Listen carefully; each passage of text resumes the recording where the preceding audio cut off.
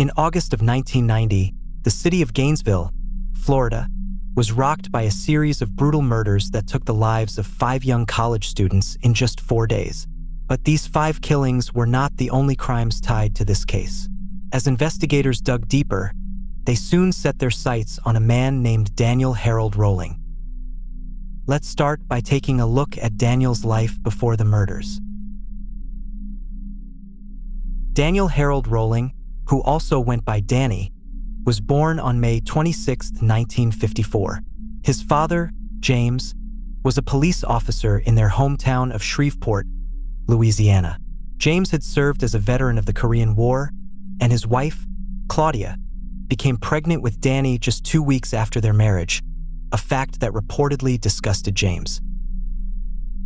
It's said that James was never happy about the pregnancy. In fact, he was so angry that he physically abused Claudia while she was carrying Danny, and later, even after the birth, their troubled relationship continued. Claudia eventually left James, but after some time, she returned, and they continued their marriage, though it was a volatile and abusive one.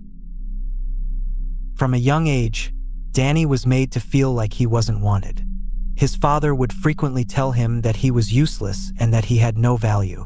James showed very little affection toward his son, openly saying that hugging him was bullshit. When Danny turned 1, the couple had another child, a son named Kevin, making Danny the older brother. After Kevin was born, the abuse at home only worsened. While both Danny and Kevin endured the violence of their father, it's reported that Danny received the worst of it. The first instance of abuse came when Danny was barely over a year old. For reasons that seemed trivial, James took out his anger on the infant. This type of behavior continued throughout Danny's childhood. Not only was the abuse relentless, but James also had a strict rule against celebrating holidays or even birthdays. While Danny recalls receiving presents on Christmas during his teenage years, it's unclear whether the ban on celebrations was only for certain holidays, or if it applied to all of them during his younger years. When Danny was 4, his mother made an attempt to escape the abusive marriage and moved out for 6 months. Sadly, James was able to convince her to return, and she did. At age 5, James brought a puppy home. Danny immediately formed a bond with the dog and grew very close to it. However, James's abusive tendencies extended to the poor animal. He would reportedly beat the puppy repeatedly, and eventually, the dog's injuries were so severe that it died in Danny's arms. This tragic moment could have been Danny's first exposure to real trauma, as the dog's demise left him devastated. Claudia tried multiple times over the years to leave James, but each attempt was unsuccessful. She, along with Danny and Kevin, would leave for months at a time, only to return to James, despite Danny's constant pleas for her to stay away. When Danny was 11, he witnessed a violent argument between his parents that escalated when his mother slit her wrists and locked herself in the bathroom. She was rushed to the hospital but survived the incident. This traumatic event deeply affected Danny, who, at such a young age, began using drugs and alcohol as a coping mechanism. Throughout his preteen and teenage years, James continued to abuse his position as a police officer to torment his son. On one occasion, Danny was arrested for drinking with a friend, and James had him thrown into jail for 2 weeks. In another instance, James physically restrained Danny, pinning him to the ground and handcuffing him, calling in fellow officers to take Danny away, all because he had somehow embarrassed him. As Danny entered his teens, his behavior became increasingly troubled. He began peeping into neighbors' windows, first out of curiosity and later with the intention of watching undressed women. Eventually, he was caught and, predictably, his father responded with violent punishment. It was also around this time that James began using a cruel form of discipline, tying Danny up. This method of punishment was also used on Kevin. At 16, Danny had a violent altercation with his father, leading to his placement in a juvenile detention center. After his release, Danny dropped out of school. His academic performance had always been poor, and by this point, he had little motivation to continue. Eventually, he left school entirely but later obtained his high school equivalent diploma. Danny's first instance of violating someone came quickly after he started his downward spiral, targeting a woman who resembled his ex-wife. At this point, he was in his early to mid-20s and working at a bakery. One day, while at work, he accidentally severed a significant portion of one of his fingers, and possibly a small piece of another, on his left hand. This detail will be important later, so remember it. Shortly after, Danny was involved in a serious car crash, which resulted in another person's demise, a fact that haunted him for years. Combined with the growing loneliness after his wife left, Danny began a path of crime that led to him cycling in and out of jail. His offenses included a series of armed robberies throughout Georgia, Alabama, and Mississippi. While the exact year is uncertain, it's believed that in the summer of 1988 or 1989, Danny, now in his mid-30s, moved back in with his parents after being paroled. From this point forward, he will be referred to as Rowling. On November 4, 1989, Rowling committed his first murders. He had followed a young woman home with the intention of killing her, but things didn't go as planned. She wasn't alone. The woman, 24-year-old Julie Grom, lived with her 55-year-old father, William Grom, and her 8-year-old nephew, Sean Grom, who had come to stay for the weekend to celebrate his birthday. The family was spending time together at William's house, just a short 10-minute drive from Rowling's parents' home in Shreveport. According to Sean's father, the young boy was there to celebrate his birthday with his family. While the family prepared dinner, Rowling entered through an unlocked door and launched his attack. The violation seemed to occur while the family was preparing dinner, as steaks were found on the grill in the backyard when the bodies were discovered. After entering the home, Rowling attacked William and Sean first, before violating Julie. He then unalived her and posed her body. 2 days later, on Monday, Sean's mother became alarmed when he hadn't shown up to school. She tried contacting either William or Julie but was unable to reach them. Concerned, she called the police, and authorities contacted the Groms' neighbors to ask them to check on the house. Neighbor went to the home and noticed the newspaper was still sitting untouched at the end of the driveway. As he approached, he saw that the lights were on inside, but the door leading to the utility room was blocked. He peered through the crack and saw a motionless body pressed against the door. The authorities were quickly called. When the police arrived, they found William's body slumped against the door, multiple stab wounds in his back and chest. Inside, investigators discovered Sean's body lying face down in the family room, with a single stab wound that entered his back and exited his chest.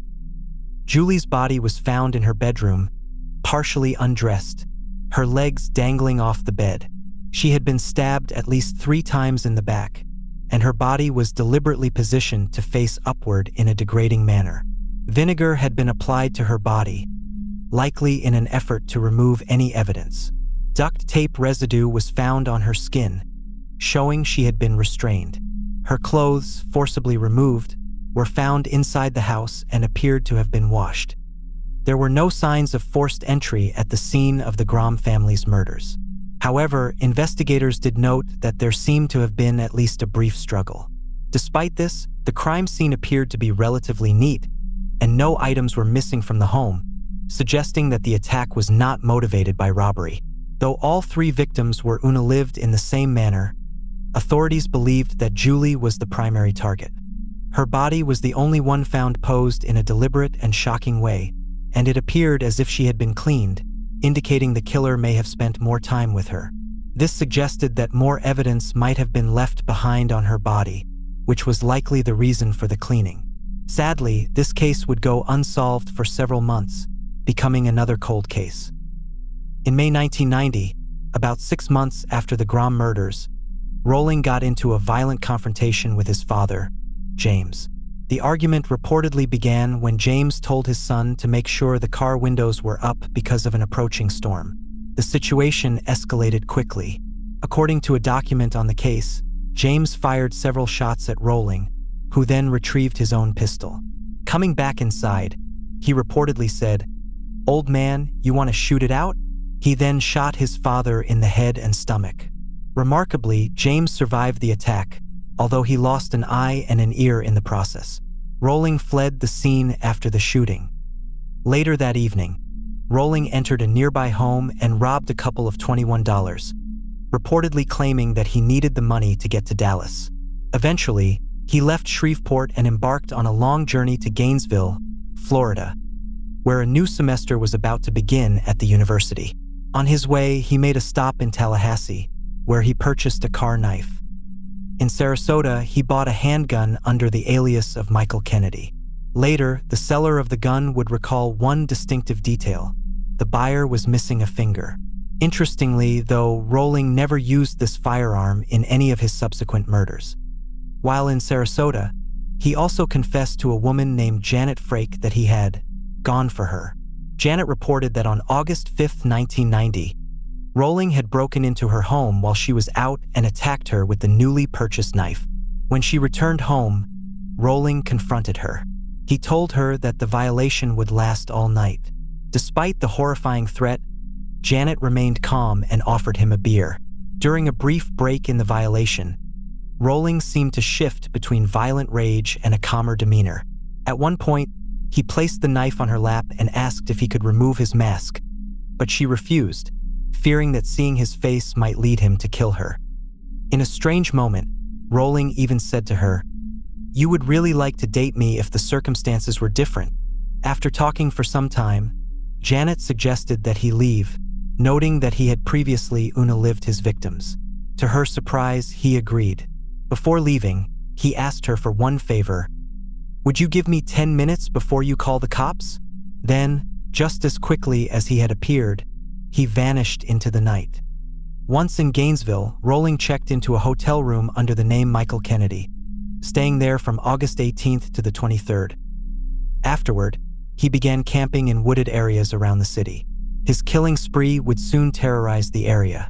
The first victims were two freshman girls, 18-year-old Sonia Larson and 17-year-old Christina Powell, who were both eager to start their college lives. The two had met recently and decided to live together for the upcoming school year. Though they initially hoped to stay in an on-campus dormitory, they were unable to get a room as they were all full. As a result, they found a place off-campus. Sonia's mother had not been thrilled about this arrangement, as she was uneasy about her daughter living in a private residence rather than the safety of a dorm.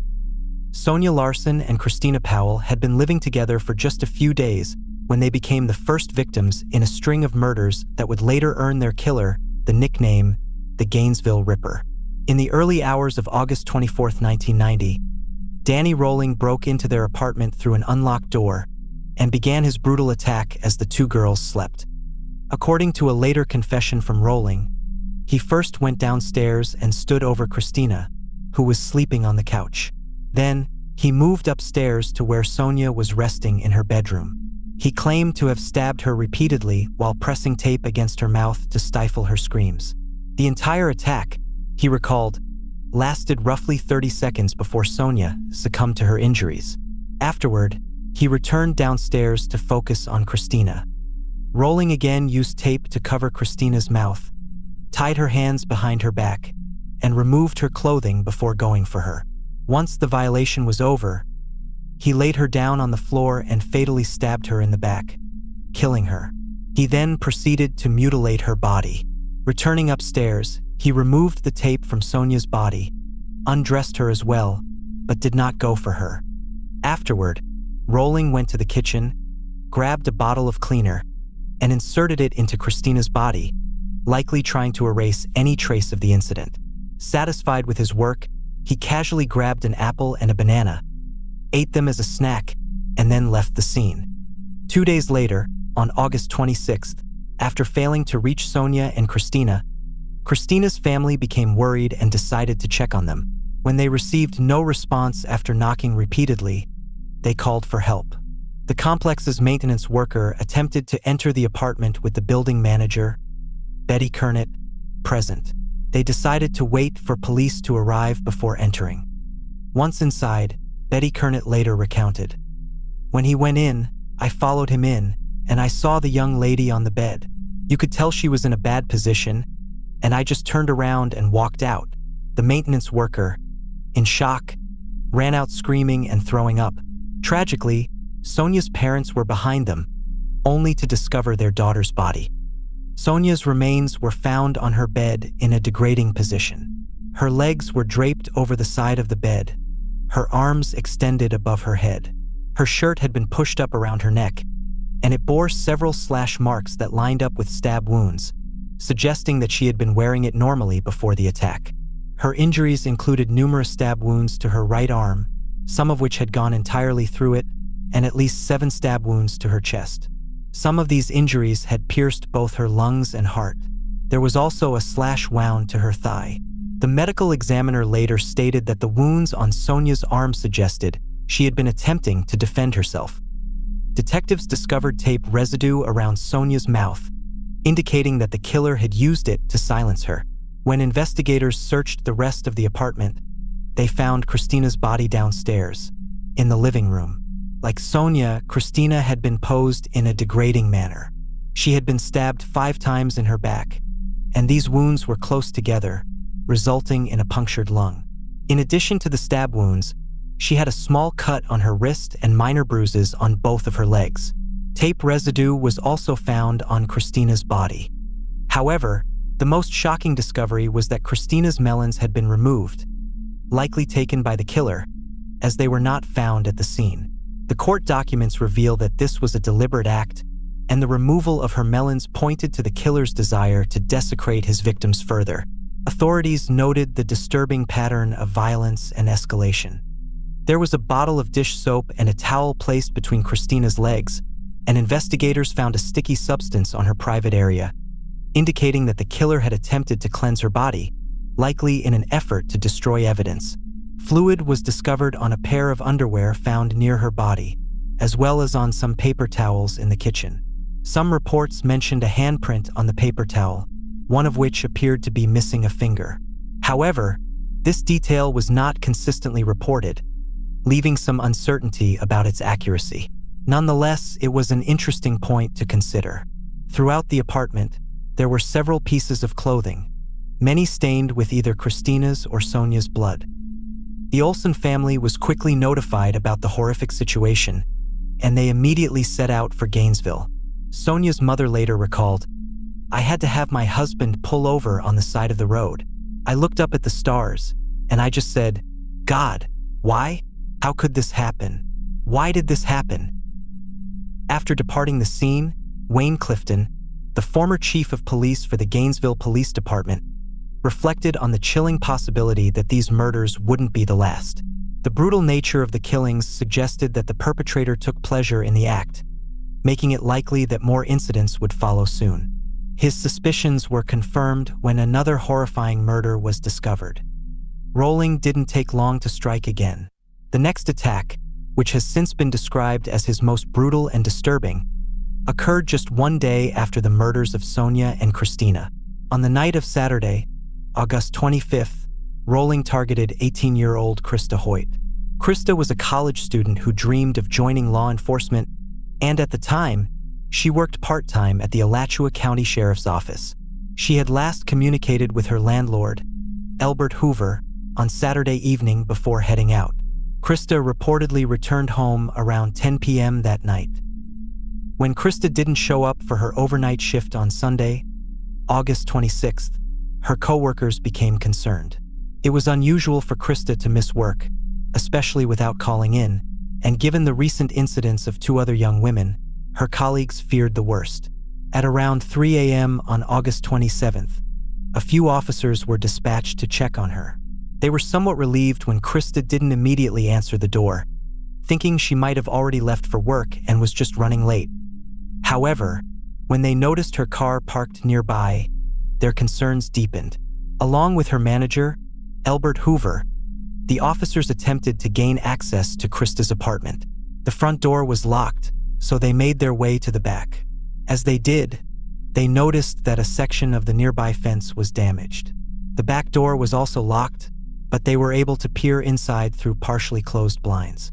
It was then that they saw something that made their blood run cold, a glimpse of the horrific scene awaiting them inside. The officers immediately called for backup, and additional officers arrived at the scene shortly after. When the investigation team entered the apartment, they proceeded cautiously, clearing the home in case the killer was still present. But nothing could have prepared them for what they would find in Krista's bedroom. On the edge of the bed, they found Krista's body was sitting upright but leaning forward.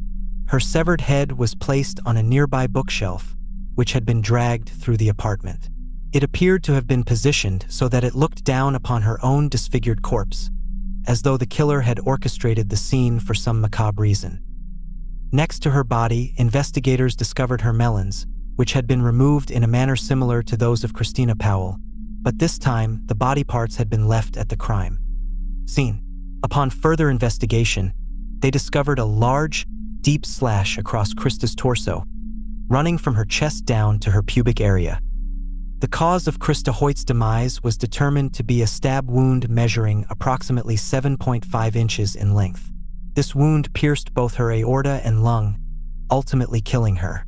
Additionally, there was a smaller cut on her right arm.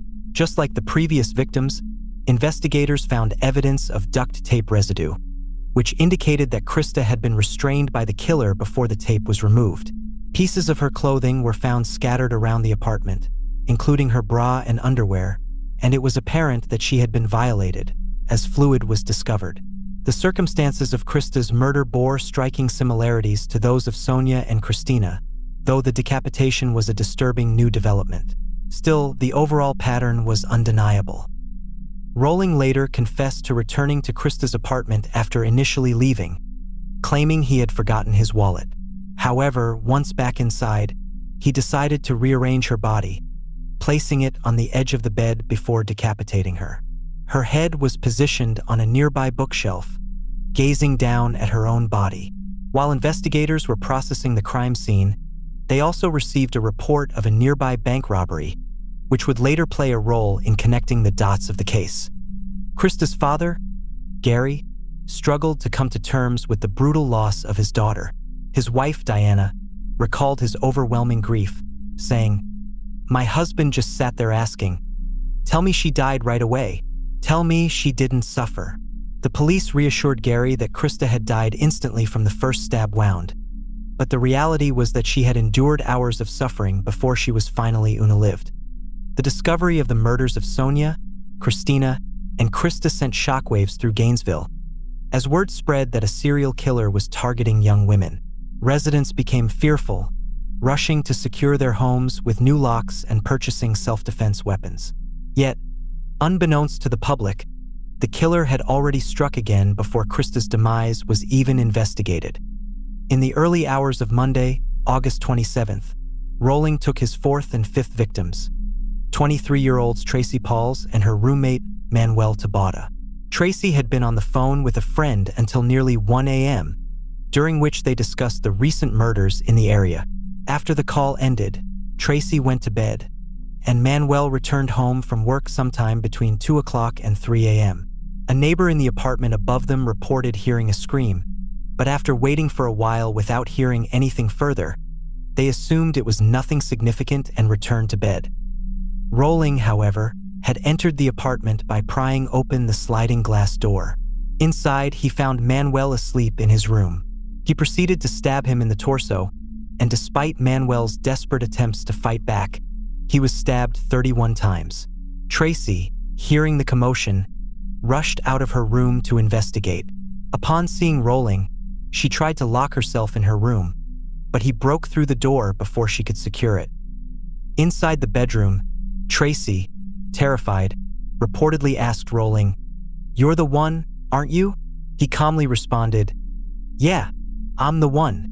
Following the pattern with his previous victims, Rowling taped Tracy's hands behind her back and placed tape over her mouth. He undressed her and R-worded her before turning her onto her stomach and stabbing her several times in the back, ending her life. Afterward, he dragged her body into the hallway and used a damp washcloth to wipe blood off her face. But he wasn't finished. He R-worded her again before using a cleaner in an attempt to destroy any evidence of the incident. The next day, August 28th, Tracy and Manuel's bodies were discovered.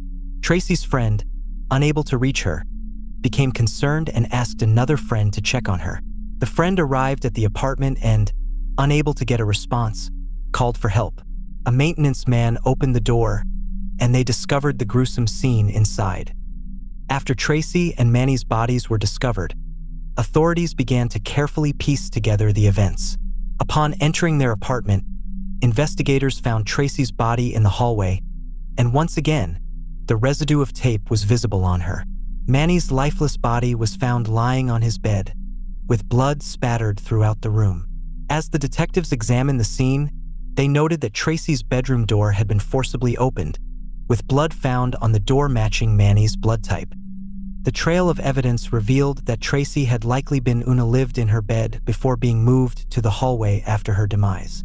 A thick streak of blood was found leading from the bed to her body. Inside the room, investigators also discovered that her curtains had been taped shut, with the duct tape still intact at the scene. In the kitchen, there were droplets of blood in front of the sink, suggesting that the killer had tried to clean himself after the attack. The point of entry was found to be the sliding glass door of the apartment. There were pry marks near the lock, and the screen had been removed, showing signs of forced entry. Meanwhile, Tracy's sister, Lori, who had been in Atlanta, was devastated by the news of the murders. She and her husband rushed to Florida to be with the family. Lori later shared her deep sorrow, saying, "I was wishing the plane would crash because I didn't want to continue living.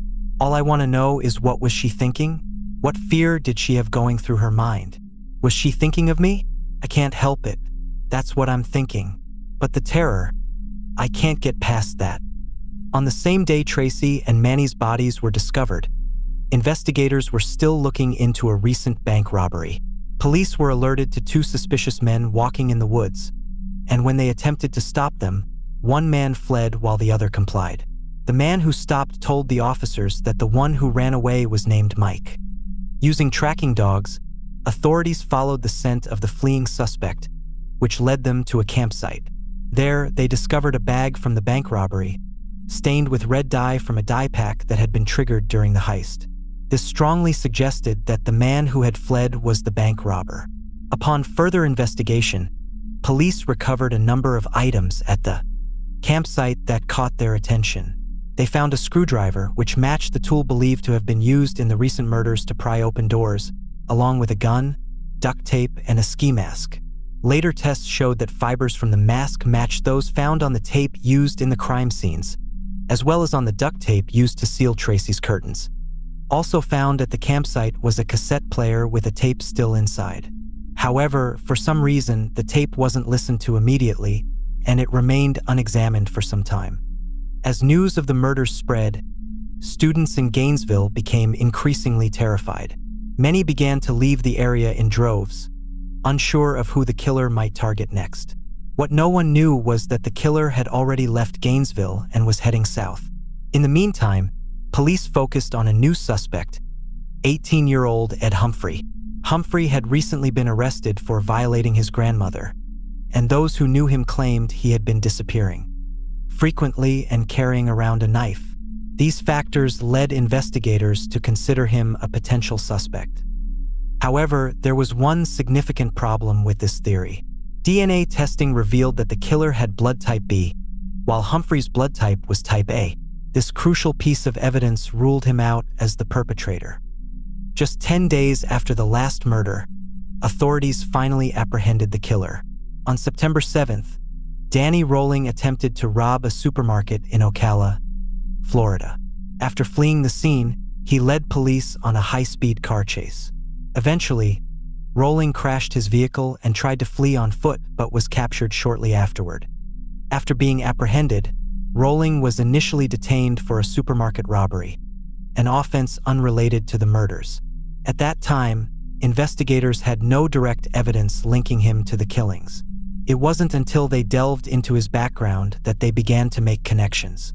A year before the Gainesville murders, a similar case had occurred in Louisiana, the Grom family murders, which caught the attention of authorities.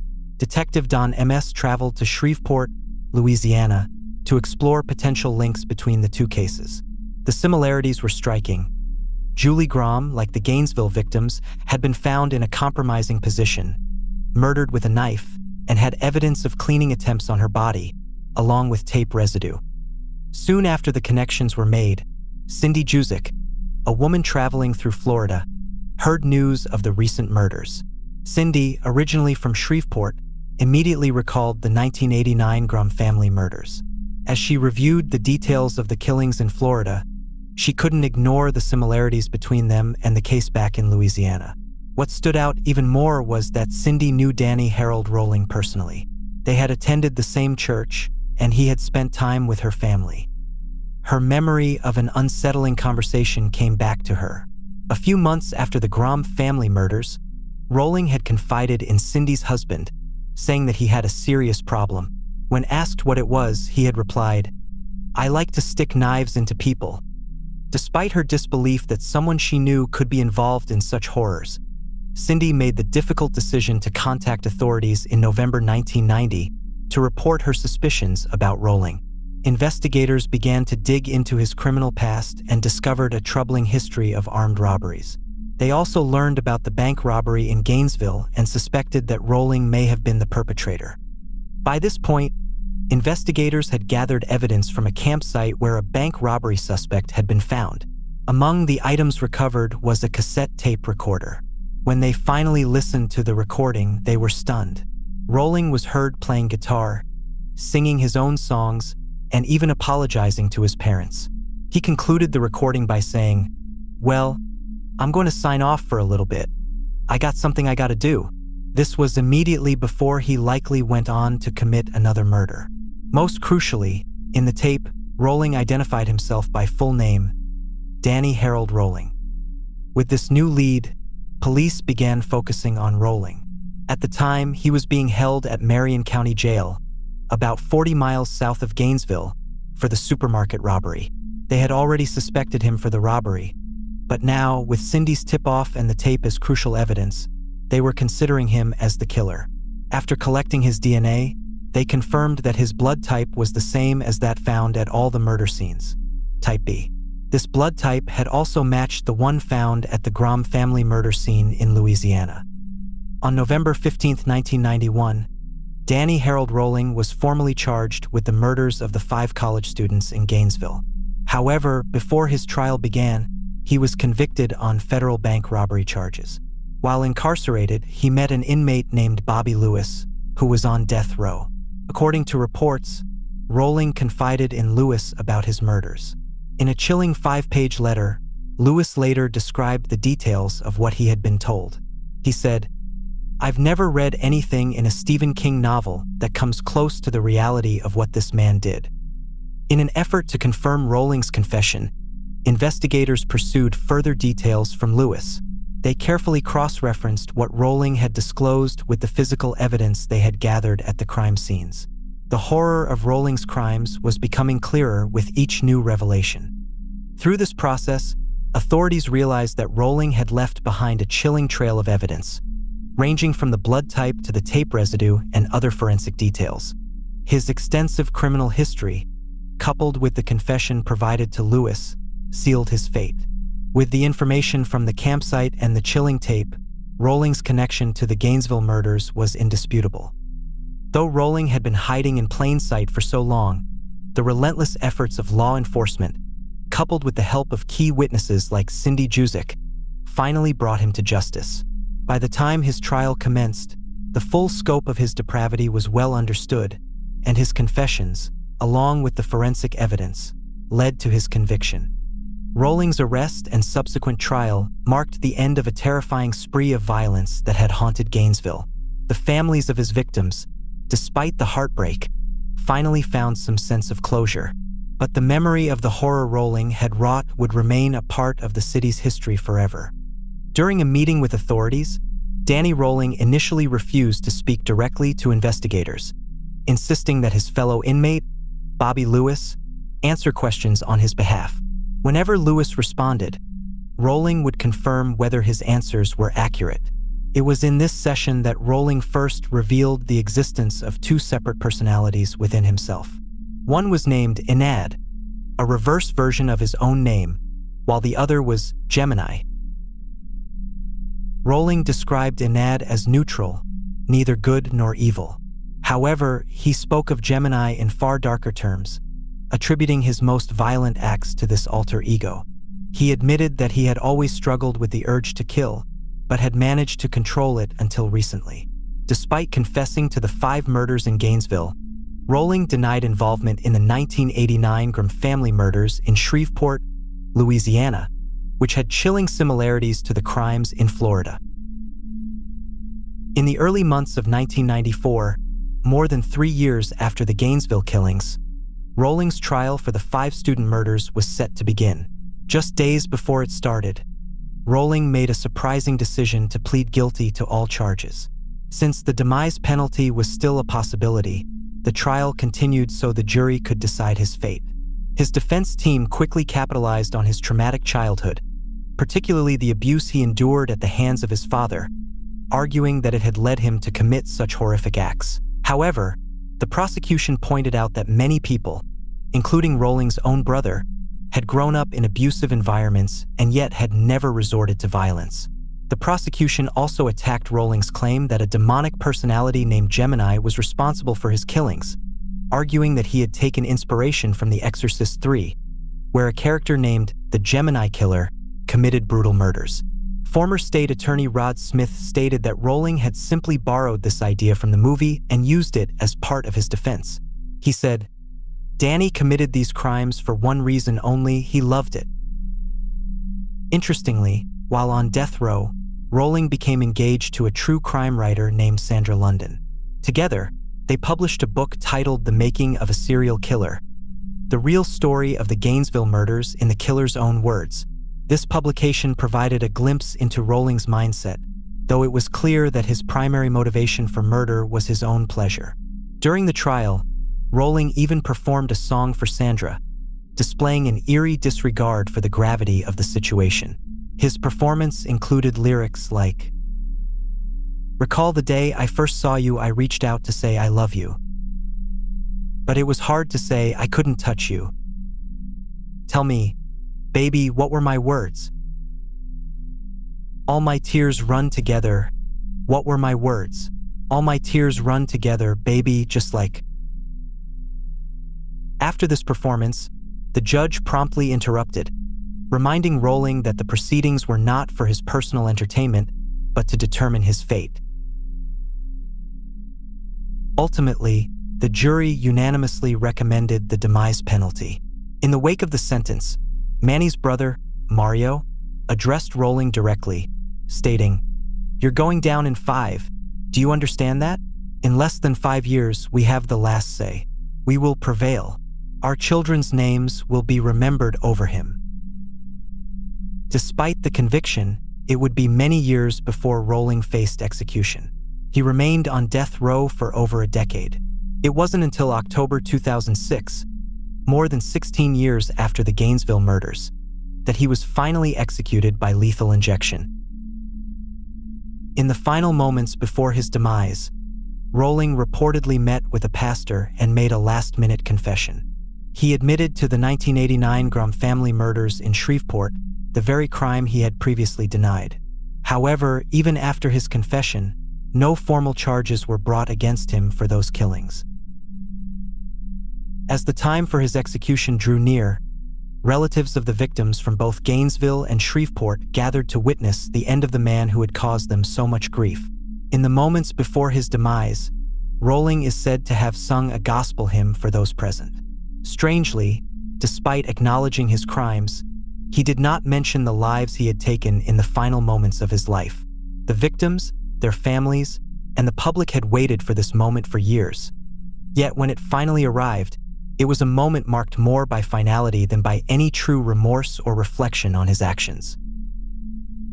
After being executed on October 25, 2006, Daniel Harold Rowling's life of violence came to an end. As previously mentioned, Rowling confessed to violating a woman named Janet Frake on his way to Gainesville. Janet later recalled, "I knew it immediately, just by listening to his voice and watching his body language. That's the guy who attacked me." Rowling's admission, and his complete lack of remorse, confirmed his sadistic nature. Now, let's take a moment to reflect on the lives of each of the victims. While there is more available information about some than others, we know enough to remember the individuals whose lives were tragically cut short. William Thomas Grom, 55, was born on September 2, 1934. He was approaching retirement when his life was stolen. A well-respected man, William had been battling throat cancer for years, but despite his illness, he was reportedly recovering at the time of his demise. His passing left behind a hole in the lives of his loved ones. Julie Grom, just 24 years old when she died, was born on April 24, 1965. She was working at the local mall and attending Louisiana State University at Shreveport. Julie had recently transferred from Baton Rouge and was just a few months away from graduation when her life was violently taken. She was known for her sweet nature and determination, always pursuing her goals with resolve. Shah Grom, the youngest victim, was only 8 years old at the time of his demise. Born on October 24, 1981, Shah had just celebrated his birthday. He was in 3rd grade when he was murdered. He was visiting his grandfather and aunt when the tragedy struck, and his young life was taken without warning. Sonia Jane Larson, 18, was born on January 1, 1972. Sonia was full of potential, with dreams of becoming a teacher. She loved children and worked in the daycare at her local church, First Baptist Church.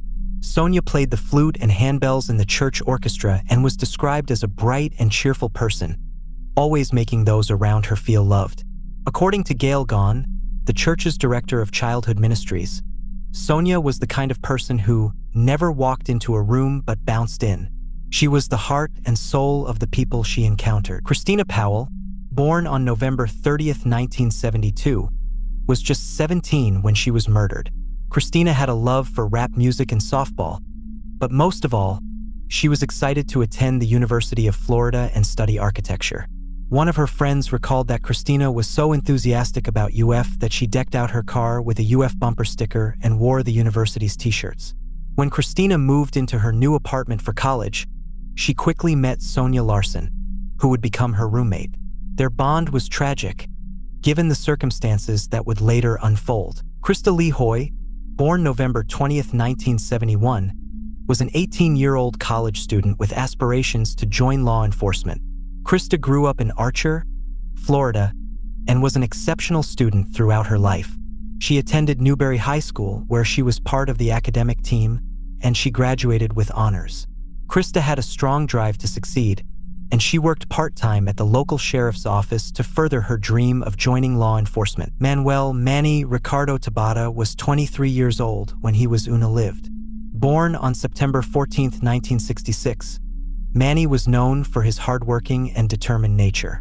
Manny's father passed away when he was a teenager, but he overcame the grief and graduated high school with honors. Manny dreamed of becoming an architect, and he was active socially, often the first to suggest going out or having fun with friends. A neighbor remembered, "He would offer to make drinks and bring them down to us.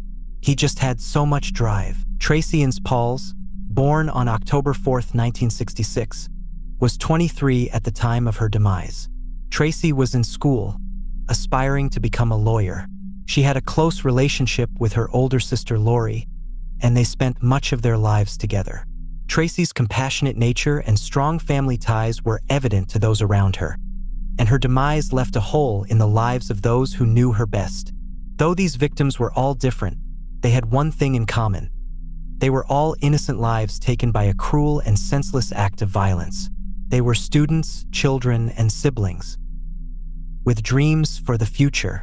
Their lives, filled with potential and love, were violently stolen from them, leaving behind nothing but grief for their families and communities. Tracy and Lori had spent a lot of time together over the years, especially during their college days. Tracy would return home each summer to spend time with her sister. It was during these visits that Lori chose the name for her first child, a name that Tracy had helped her pick out before her tragic passing. Lori often reflects on how much she wishes Tracy could have met her children, though she keeps her memory alive for them. Lori makes sure that her kids know about their Aunt Tracy, ensuring that the bond between them is not lost to time. The horror of the murders in Gainesville left a lasting scar on the community. In the aftermath, a mural was painted to honor the 5 victims, an artistic tribute that became an important part of the community. The mural is located on a wall that has since transformed into a sort of art exhibit. While murals typically fade or are covered up over time, it was universally understood that the section honoring the victims should remain untouched. Unfortunately, this mural has been the target of vandalism numerous times over the years. However, there are those in the community who continue to care for it and make sure it gets repaired, ensuring that the memory of the victims remains intact. In addition to the mural, there is another memorial located on a median in the area. This memorial features trees, each one marked with the name of one of the victims. This serene and poignant tribute stands as a reminder of the lives lost and the pain that the community endured. The trees and their plaques serve as a quiet but constant presence, urging all who pass by to remember the 8 individuals whose lives were cut short in such a brutal and senseless manner. Throughout the years, the pain of the murders has remained fresh for those who were closest to the victims. Tracy's family, in particular, has never fully recovered from the loss. Lori often speaks of the moments she spent with her sister and how much Tracy meant to her. The anguish of not being able to introduce her children to their Aunt Tracy weighs heavily on her. But Lori is determined to ensure her kids grow up knowing who Tracy was. Lori continues to speak of Tracy, sharing stories and memories, so that her children can understand the kind of person Tracy was, even if they never had the chance to meet her. The impact of the Gainesville murders also extended far beyond the local community. The gruesome nature of the killings captured the attention of people across the country, and it became something that would be referenced in popular culture for years to come. The story of the murders would go on to inspire the Scream film series, which became a massive success and left a lasting imprint on the horror genre. Though the murders themselves were real and the consequences devastating, the cultural impact of these tragic events was undeniable. Today, the memorials stand as a reminder of the lives lost and the pain experienced by the victims' families and the community at large. These tributes are more than just public displays. They represent the love and respect people have for the victims and the community's effort to keep their memories alive. The mural, though it has been subjected to vandalism, continues to be restored, representing the ongoing commitment to preserve the legacy of those who perished. The median, with its trees and plaques, offers a quiet but powerful reminder to anyone who sees it to never forget what happened in Gainesville. As time passes, the events of that horrific summer may fade from the public's consciousness, but for those who were directly impacted by the murders, the pain remains. Tracy's family, along with the families of all the victims, continue to feel the weight of the tragedy every day. Lori's commitment to ensuring that her children remember Aunt Tracy speaks to the deep bond they shared and the enduring love that transcends even demise. It's important to pause and reflect on the 8 innocent lives that were taken in such a senseless way. While we can never fully comprehend the pain that the families of the victims must have endured, we can take a moment to honor their memories and the impact their lives had on those who knew them. The murals, memorials, and the stories passed down from generation to generation will ensure that these victims are never forgotten. In conclusion, it's important to not only remember the victims, but to reflect on the immense trauma that such events can cause in a community. The murders in Gainesville were an unimaginable horror, and the aftereffects of that tragedy are still felt today. The memorials, both public and personal, serve as constant reminders of the cost of such senseless violence. For those who were close to the victims, like Tracy's family, the memories will live on, and the lives lost will never be forgotten. The community continues to repair and restore the murals, ensuring that the faces of the victims remain in the public eye and their stories remain part of the collective memory. Thank you for taking the time to watch this video and listen to the stories of the victims. Please take a moment to honor their memories and reflect on the profound impact these events had on everyone involved. It is through remembering that we can ensure the tragedy of Gainesville is not lost to history. Until next time, please stay safe, and we'll see you in the next video.